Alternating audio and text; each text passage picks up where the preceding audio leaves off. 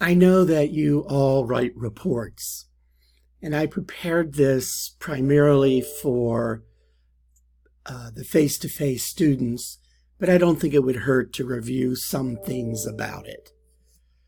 You know that you have to collaborate at work. But why the digital library research? Because I know you don't write APA papers. Well, that requires attention to detail. And you know, as working adults, that's really important.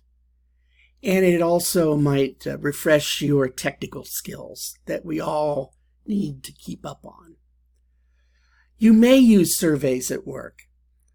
And if you have, you'll share that information with your team and us. I don't know if you've conducted interviews and focus groups to gather data for your business.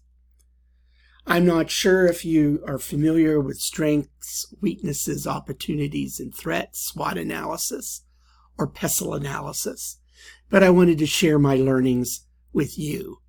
And if you're not familiar, you can pick up a new skill to use in your current job, or if you want to move on, that might make you stand out. We all know about having to follow directions. One of my pet peeves is anyone who doesn't use MS Word editing and grammar tools ticks me off. Now, I know that once in a while we all mess up and we miss that yellow or that red squiggle, but basically if you turn something in that's full of squiggles, you're in trouble. Of course, you all know that these are top skills. Again, I know you don't have to do bibliographies at work, but again, it's attention to detail. In addition, I know that you already know report organization is important, and you might pick up something about headings and subheadings on any short report you have to write, or perhaps even in your email. I'm not sure if you are familiar with a work timeline. I think you probably are.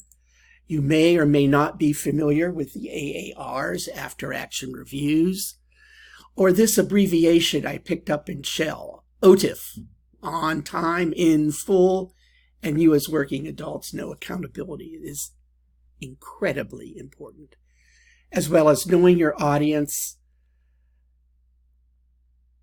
as well as understanding the forms that your company wants your reports in, and of course, visualization. And I do have a piece in here about these items in business that at least the current generation really appear to be interested in. Well, I hope this 3-minute overview was useful for you.